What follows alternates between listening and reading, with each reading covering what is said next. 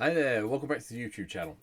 Something a little bit different today. We're taking a break quickly from the random commander week because on the stream last night I had a new person come and follow me on my stream. There's a link down below to Twitch. Come and follow me there, and when it pops up, please hit the subscribe button here on YouTube. Help me out as I'm seeing at 306, and by the end of 2024 I'd like to be at 500. So if you can help out, that'd be great.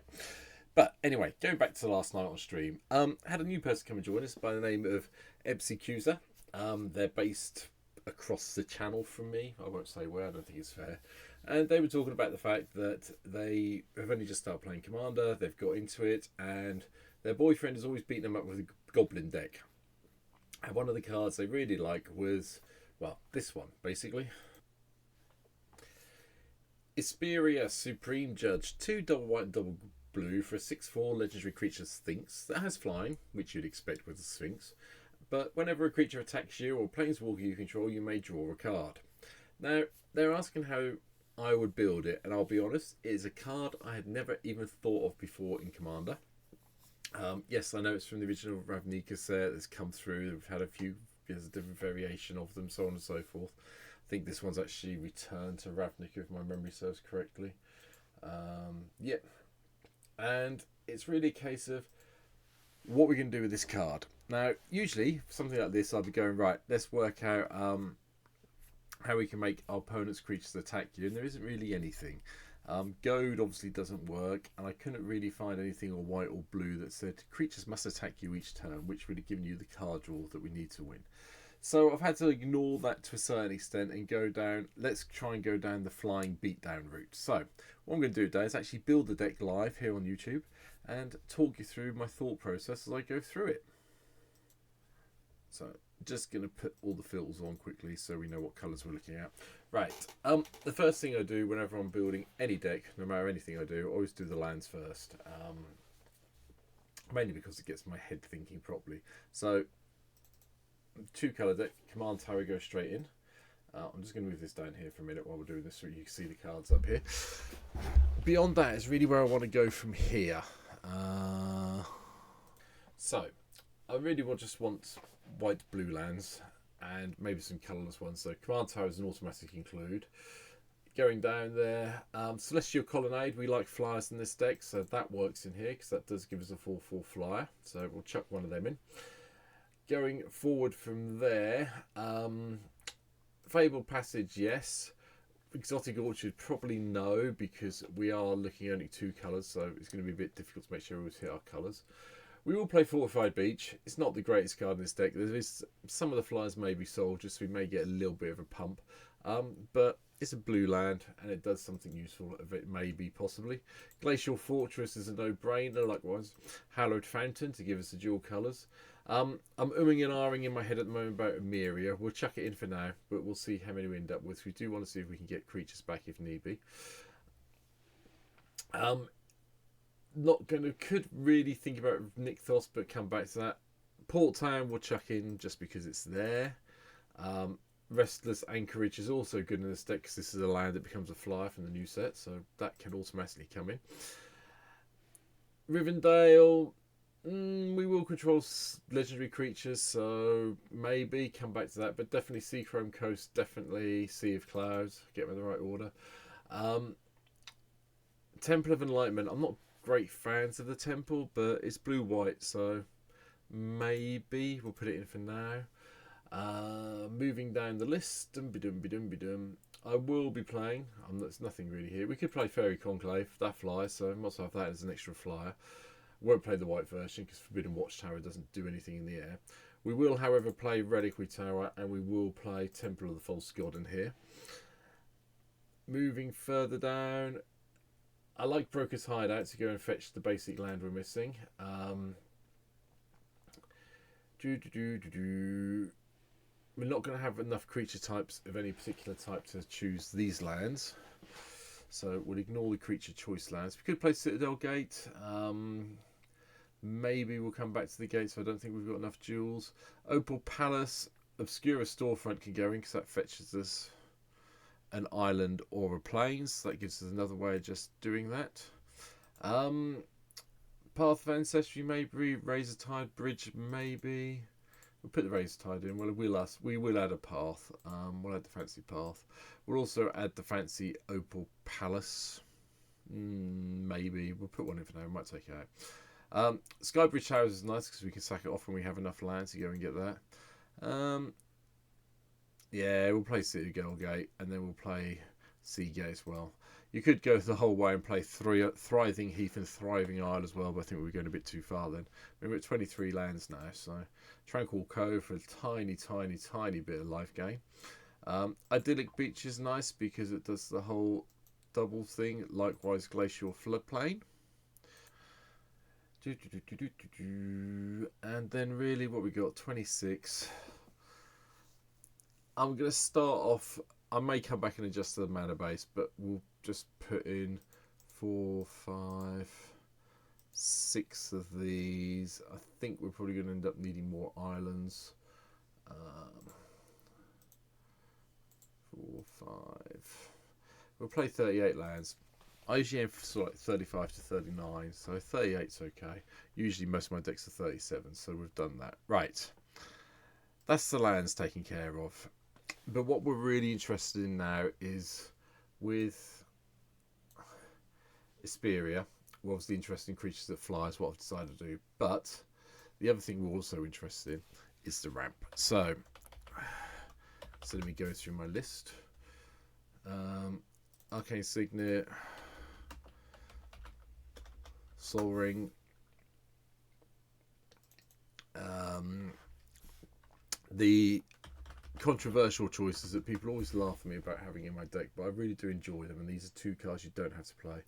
I like Mox Tantalite because it gives me another multicolour source eventually, and likewise I like Soul Talisman. You have to pay the 1 to do it, but you know, 3 turns later you get this nice little ramp come down, and people don't tend to stop it, so they go in. Our commander does cost us 6 mana. So I really want to try and drop that down as well. So I'm going with the medallions to start for the rest of some more of the ramp. So Pearl Medallion, Sapphire Medallion. I'm also going to include the talismans.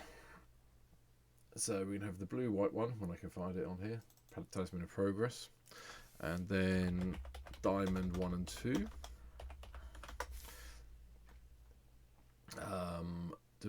Marble Diamond, Sky Diamond. And I think we'll also add in Thought Vessel and Mind Stone.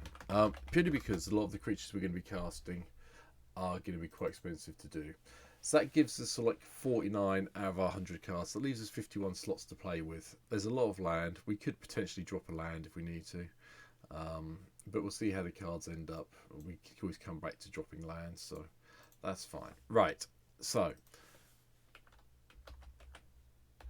let's go with flying. So the first thing I want to do is think about cost reduction stuff. We've got a few options that come through here. So let's just start, and they're not in the rare section. They're a little bit further down. I know that for a fact. We're going blue and white flying. Costs 1 less.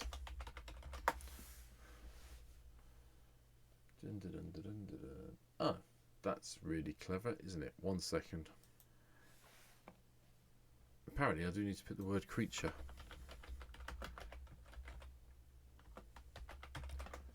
Creature costs less. Okay.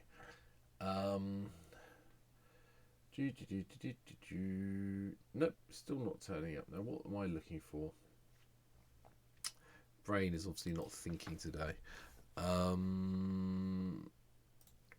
Right, there we go. Remember the new terminology I want to use. Creature spells with flying. So, going to start with Errant Gaida because that lets us cast our flying creatures with flash. So, chuck one of them in. Warden of Evos Isles lets us drop the cost of creatures with spells by 1. Same with Watcher of the Spheres. And this one has whenever another creature with flying enters battlefield under your control, the Watcher gets +1/+1 at the end. So it becomes a bit of a beta if we need it to.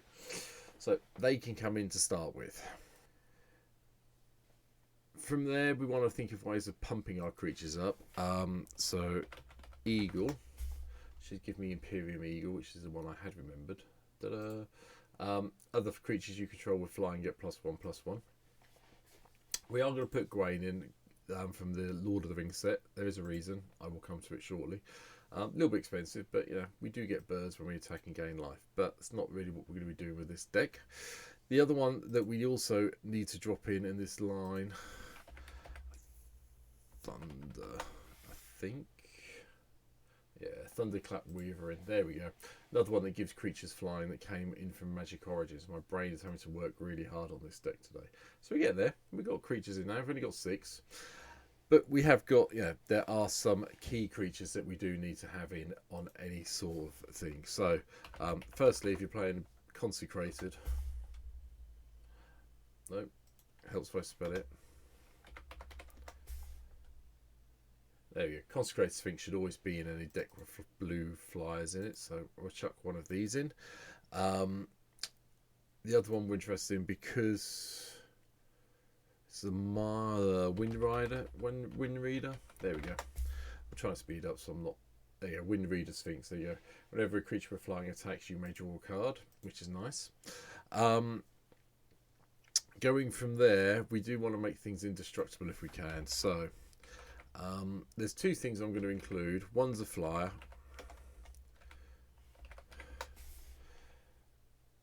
He says, trying to find it. Come on.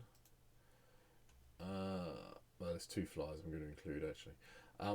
First one, Avacynth. Might be a little bit expensive, but we'll chuck it in for now and see how things go from there.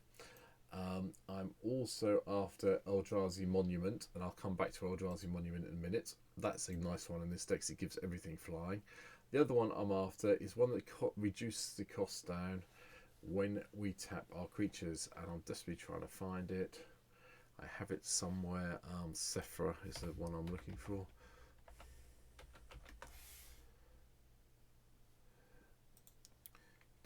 Right, so Sephra comes in. The reason like Sephra, you can pay 1 and tap 4 untapped creatures we control with flying, rather than paying the spell's mana cost. You get flying and lifelink, and everything else gets indestructible. That has flying, so quite nice. Useful in this deck entirely. So we're up to 10 creatures so far. Still not a humongous amount, but we've got some of the big ones in here. Now, Eldrazi Monument's worth talking about. It gives every creature we control +1/+1 and flying and indestructible. That's nice. But at the beginning of your upkeep, you have to sacrifice a creature. If you can't, you lose the monument. Now, I have thought of a way around this wonderful thing. I'm just going to chuck token in for the moment. Because there are a couple of creatures that have come through recently that can really help us out. First one, Miriel, Shield of Argive.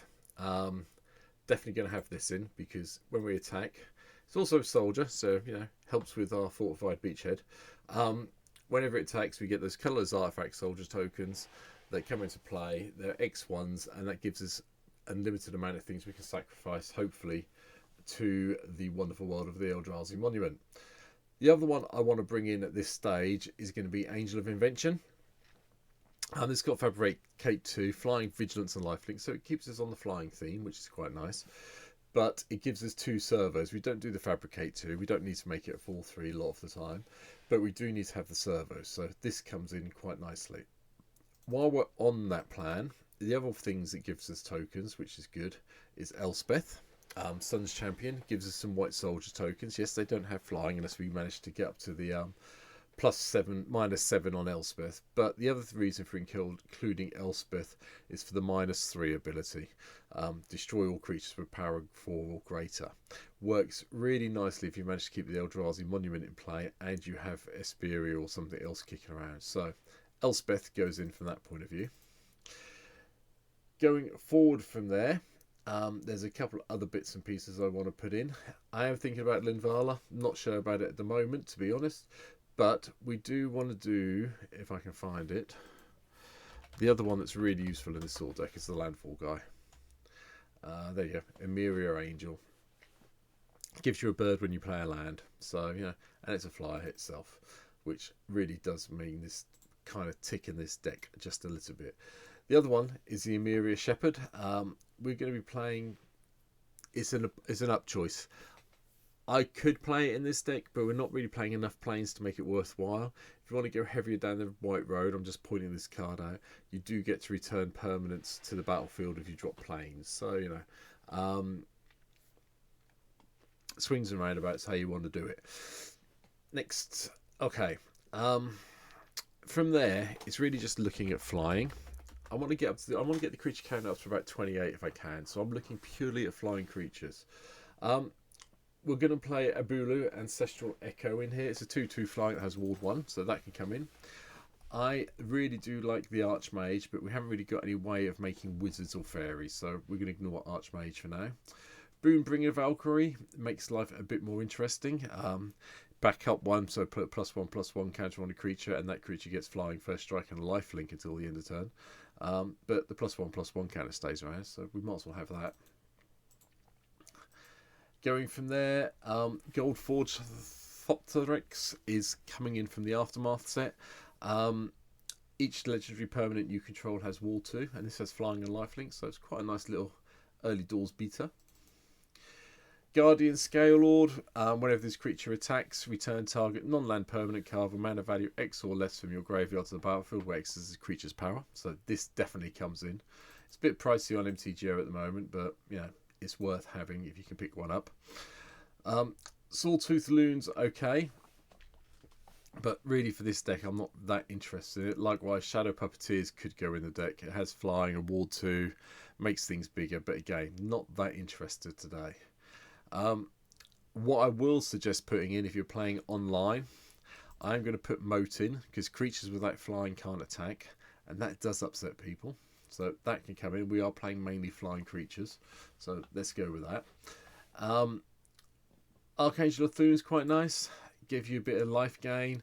Also pumps up your team when things happen. When you get some damage in, yeah, put +1/+1 counters for life you gain.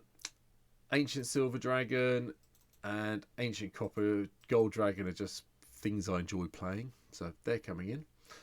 Beyond that is really just a case of mixing and matching now. We really haven't got many creatures down here in the low end, so we're now at 20 creatures. What I'd really like is some 1/2 drop creatures to come into the deck as well. But before I get that far, I'm going to include Defiler of Dreams, just because we are going to be casting a lot of blue spells, so we can draw some cards. And if I can find the other Defiler. Where's the white one gone? Oh, it hasn't got flying. I'll find it in a minute. Dream Trawler, that's the other card I was looking for. Whenever you draw a card, you get to it, gets +1/+0. Whenever you attack, you draw a card, you can discard a card to give it hexproof, which really does help, so that can come in. We're not going to play Elgin because yeah, we're not scrying enough in the deck to make it worthwhile. I am just going to limit this down, so it's going to take me ages to scroll through all of my card collection otherwise. So I'm just going to drop the mana value to between, actually, it can stay at 0. We'll go to 2, just so I can get some flyers in. Okay. Flumph is an early blocker, lets you draw cards, so we'll definitely have this in. And it flies. Doesn't do anything else apart from that. Serra Ascendant, you will be able to cast this on turn 1 and have a 6/6 flyer for a lifelink. Does it make you unpopular? Possibly, but it's worth having. Going from there, Cloud of Fairies gives you a way to untap your lands. I'm probably going to go a little bit higher than I thought, so we'll keep going on to creatures for the moment. Helps if I just put creatures in, otherwise I get a whole load of other stuff I don't need. Right, we've got Saracen. We can't play Shelley and Dean because it's black and white. It's a bit of a shame, really. Sleep Curse Fairy isn't great, I'll be honest. Atomic is okay if you want to go down that route and just annoy your opponents, but that probably makes you a target, so I'd avoid it. Going from there, you can give your creatures flying if you want to. The Fearless Fledgling's okay. Landfall gives you flying +1/+1. And then spells that target 1 on war commanders you control cost 3 more to cast. So we'll take the Ward Wing in. That's fine. That does give us a little bit more protection on Isperia. Basically gives it Ward 3 while that creature's in play. Sweeping Lookout's okay if you want to go down that route. Not really want to go too far down there. Healer's Hawk's fine. 1 drop, 1/1. There's no point in playing the Fairy Miscreant because you need 2 of them, and it's commander, so you can't have 2 of them. We can go down the whole 1-3 route if you want to play this, but it's really just finding 1-drops that are relevant, really. Ranger's Hawk's fine. You can venture into the dungeon if you want to. Give you a little bit of dungeoneering if you fancy doing that. There's no point in playing Throwing Bird. We're not really proliferating. Oaken Siren, yes, gives you a little bit of mana, but it doesn't do anything. Ornithopter 0-1, yeah. Take the Scout, another 1-drop, just have it going. I think that's probably it for the 1 and 2s. There's nothing really that major there. You can take Spyglass Siren if you want to. If you want the map token, so gives another 1-drop. That's fine. So we're at 30 creatures now, and what? 17 slots left. The 17 slots that are left though are going to be quite key. So we've got all the artifacts in. We don't need to worry about that. What we do need to worry about is some instants though. He says taking the flying out. So we go with Counter Spell, we'll go with Path to Exile, we'll go with Condemn, Cyclonic Rift, Mana Drain, Brainstorm, just so we can get the cards off top of our library if we need to. Sorceries, if I just put Flying in here, because there's a couple of things we want to do.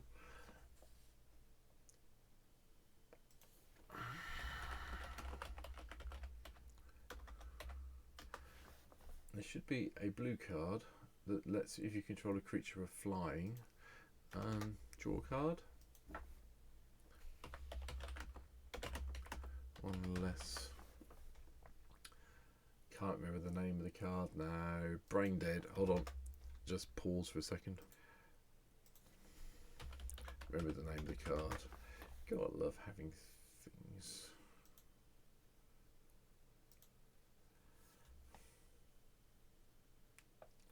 Just take this out. Words. There you go. Winged Words. Draw 2 if you control a flyer. That's what I was looking for.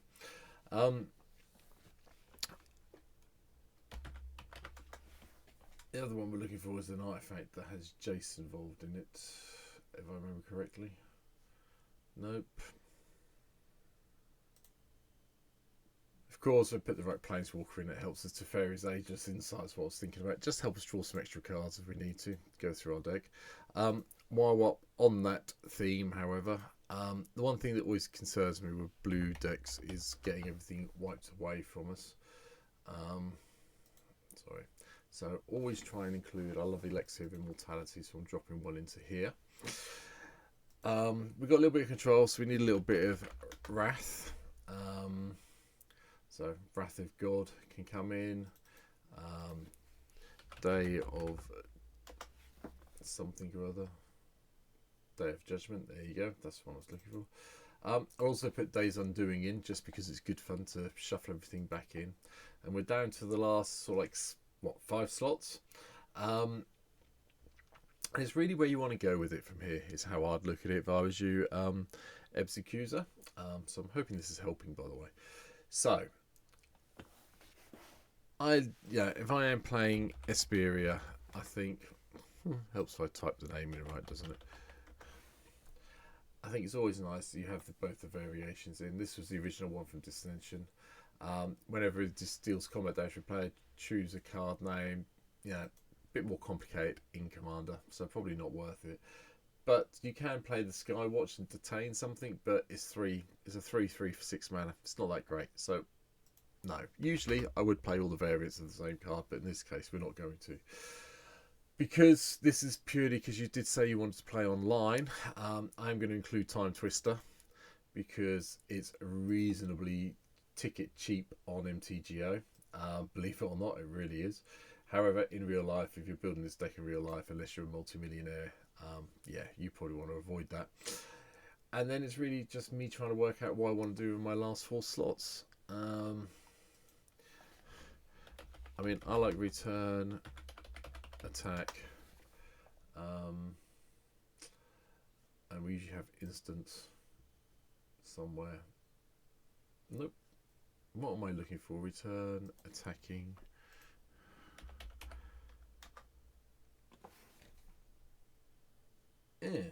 That's not good. I now have an instant that does this.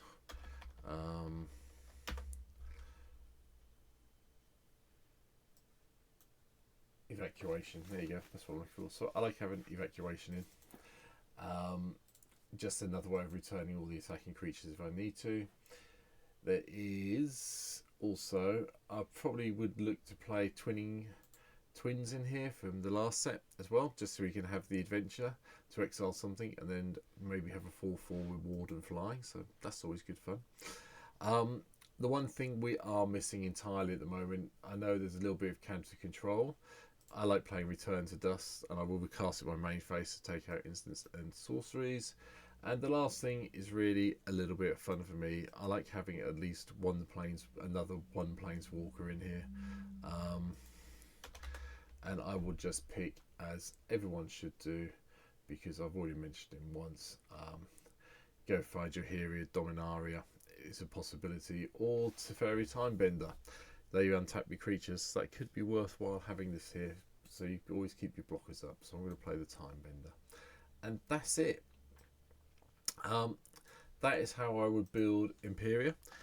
A little bit longer than normal, so I do apologise, but I hope, Epzicuza, you've enjoyed the video and it's helped you out a little bit, and hopefully this will give you some ideas on how to beat the boyfriend with their goblin deck. Deck list is down below. If you haven't already, hit the sub button that's turned up over here. Really appreciate it if you could. Come and see me. I'll probably run this on Twitch at some stage. This should be out Thursday before Christmas my time, so I might run it on Thursday night stream. So we'll see. But for now, thank you for watching. Hope you've enjoyed my little thought process on building. Got a similar thing coming up tomorrow for another one of the people. I'm doing a bonus video for Friday. One of my regular Commander competitors on mtgo and on the stream has asked me to have a look at one of their pet cards, so I'm doing that tomorrow, but that's just going to be a normal deck tech. But I wanted to do this one so Epzicuza, who's just started out, can see how my brain works and how I build stuff. So I hope it's been helpful, and I'll see you in the next video. Take care. Bye.